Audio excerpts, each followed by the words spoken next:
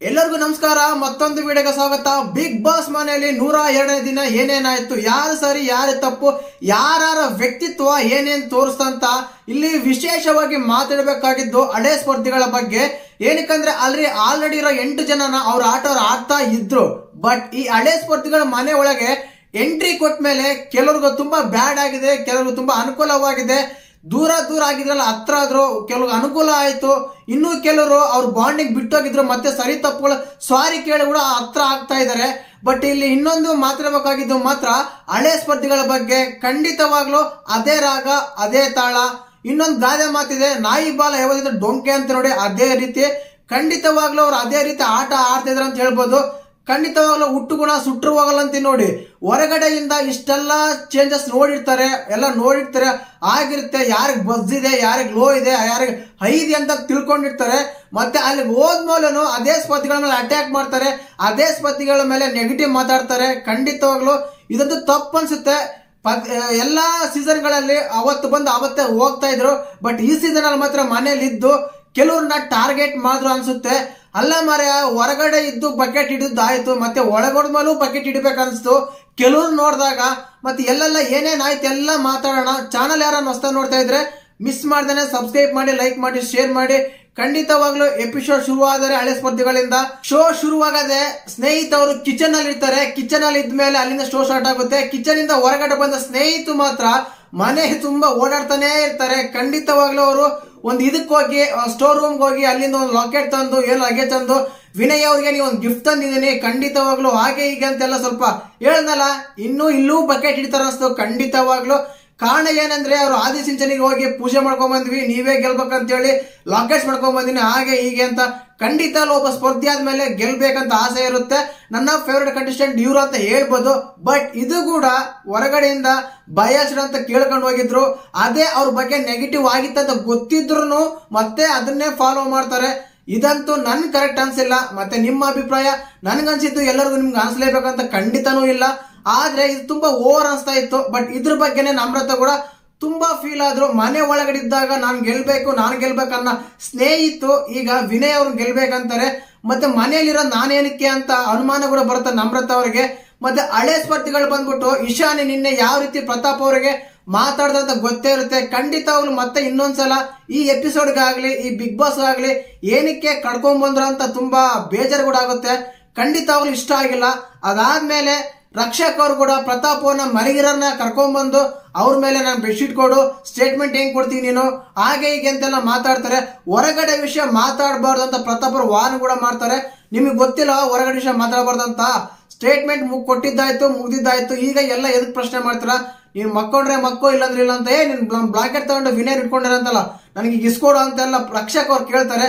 ನಾನು ಹೇಳ್ದಲ್ಲ, ಒಬ್ರ ಮೇಲೆ ಅಟ್ಯಾಕ್ ಮಾಡ್ದಂಗಿತ್ತು. ಈ ರೀತಿಯಾಗಿ ಕಾನ್ವರ್ಸೇಷನ್ ಮಾಡಿತ್ತು. ಇನ್ನು ವರ್ತೂರ್ ಅವ್ರ ಬಗ್ಗೆ ಕೂಡ ತುಂಬಾ ಪಾಸಿಟಿವ್ ಆಗಿ ಎಲ್ಲ ಹೇಳಿದ್ರು. ಇನ್ನ ಒಬ್ಬೊಬ್ಬರಾಗೆ ಕರೆದು ಯಾರು ವಿನ್ ಆಗ್ತಾರೆ ಅಂತ ಕೇಳಿದಾಗ ಆಲ್ಮೋಸ್ಟ್ ಆಲ್ ಎಲ್ಲರ ಹೆಸರು ಬಂದಿದ್ದೆ, ವಿನಯ್ ಹೆಸರು ಬಂತು.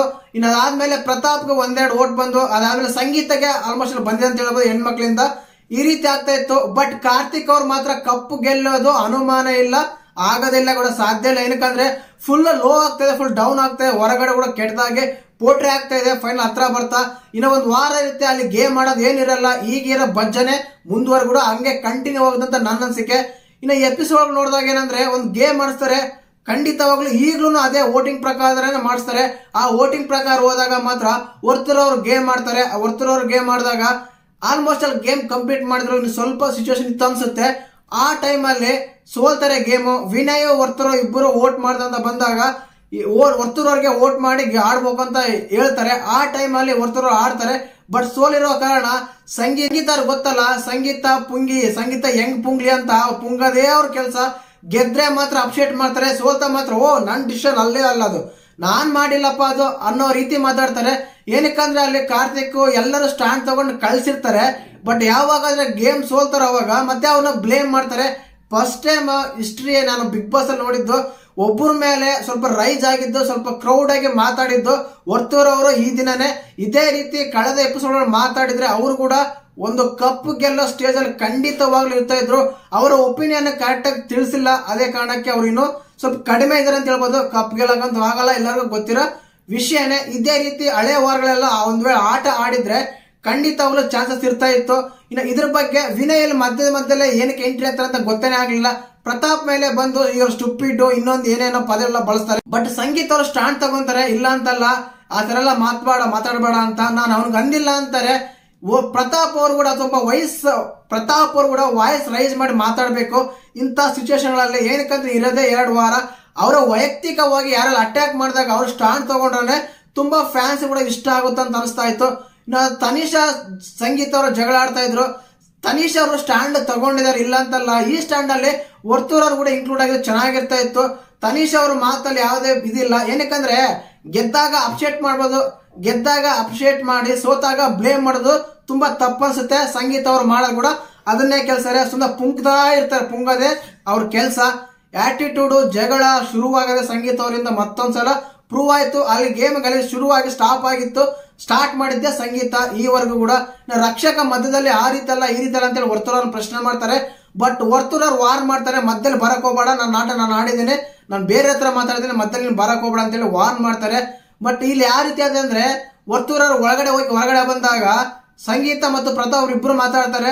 ತನಿಷಾ ಅವರು ತುಂಬಾ ತಲೆಗೆ ತುಂಬಿಸಿ ಕಳಿಸಿದ್ದಾರೆ, ಅದಕ್ಕೆ ಬಂದು ಇಲ್ಲಿ ಮಾತಾಡ್ತಾರ ಅಂತ. ಬಟ್ ಅಲ್ಲಿ ಯಾವುದೇ ಕಾನ್ವರ್ಸೇಷನ್ ನಡೆದಿರಲ್ಲ, ಈ ರೀತಿ ಆಗ್ತಾ ಇರುತ್ತೆ. ಬಟ್ ಪ್ರತಾಪ್ ಅವರು ವರ್ತೂರ್ ಅವ್ರ ಬಗ್ಗೆ ಈ ಮಾತಾಡಿದ್ರೆ ತುಂಬಾ ತಪ್ಪು ಅನ್ಸುತ್ತೆ. ಏನಕ್ಕಂದ್ರೆ ಒಬ್ರಿಗೊಬ್ರು ರೈತರು ಹಳ್ಳಿಗಳಿಂದ ಬಂದವರು ಅಂತ ತುಂಬಾ ಚೆನ್ನಾಗಿದ್ದಾಗ ಈ ರೀತಿ ಮಾತಾಡಿದ್ರೆ ಎಲ್ಲ ಇಷ್ಟ ಆಗಲ್ಲ ಅನ್ಸುತ್ತೆ. ಇನ್ನು ಎಪಿಸೋಡ್ ಎಲ್ಲ ಏನಿತ್ತಂತೆ ಕೊನೆಗೆ ಹೇಳ್ದಲ್ಲ, ಇನ್ನು ಎಪಿಸೋಡ್ ಎಲ್ಲ ಹೇಗಿತ್ತಂದ್ರೆ ಮೊದಲೇ ಹೇಳ್ದಲ್ಲ, ಅದೇ ರಾಗ ಅದೇ ತಾಳ, ನಾಯಿ ಬಾಲ ಡೊಂಕು, ಹುಟ್ಟು ಗುಣ ಸುಟ್ಟರು ಹೋಗಲ್ಲ, ಬಕೆಟ್ ಹಿಡಿಯೋದು. ಎಪಿಸೋಡ್ ಎಲ್ಲ ಇದೇ ರೀತಿ ಅನಿಸ್ತಾ ಇತ್ತು. ಹೊರಗಡೆ ಸಿಚುವೇಶನ್ ಯಾವ ರೀತಿ ಇದೆ ಅಂತ ಯಾರು ಹೇಳಲಿಲ್ಲ. ಅವರಿಗೆ ಯಾರು ಬೇಕೋ, ಅವ್ರಿಗೆ ಫೇವರೇಟ್ ಯಾರು ಬೇಕೋ ಅವರು ಕಂಟೆಸ್ಟೆಂಟ್ಗಳೇ ಇದ್ದು.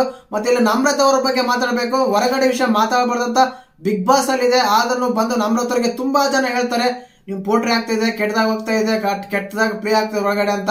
ನಮ್ರತ ಅವ್ರ ಬಗ್ಗೆ ಮತ್ತು ಕಾರ್ತಿಕ್ ಅವ್ರ ಬಗ್ಗೆ. ಆದ ಕಾರಣ ನಮ್ರತ ಅವ್ರು ತುಂಬಾ ಫೀಲ್ ಆಗ್ತಾರೆ, ನಾನು ಅಷ್ಟ ಕೆಟ್ಟದಾಗ ಕಾಣ್ತಾ ಇದ್ದೀನ ಹಾಗೆ ಈಗ ಅಂತ.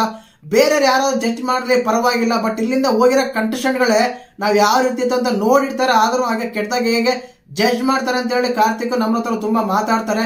ಬಟ್ ಆಲ್ರೆಡಿ ಕೆಟ್ಟದಾಗಿ ಪೋಟ್ರೆ ಆಗ್ತಾ ಇದೆ, ಆಗಿದೆ ಕೂಡ, ಅದು ಡ್ಯಾಮೇಜ್ ಆಗಿದೆ. ಬಟ್ ಅದನ್ನ ಕಂಟ್ರೋಲ್ ಮಾಡಕ್ಕಂತೂ ಆಗಲ್ಲ ಅನ್ಸುತ್ತೆ. ಇನ್ನಿರೋದೇ 10-15 ದಿನ, ಇದರಲ್ಲಿ ಇನ್ನೇನು ಆನ್ಸಕ್ಕಾಗಲ್ಲ. ಇನ್ನು ಟಾಪ್ 4 ಅಲ್ಲಿ ಇರೋದು ಆಲ್ರೆಡಿ ಕನ್ಫರ್ಮ್ ಆಗಿದೆ, ಅದು ನೆಕ್ಸ್ಟ್ ವಿಡಿಯೋಲಿ ಬರುತ್ತೆ.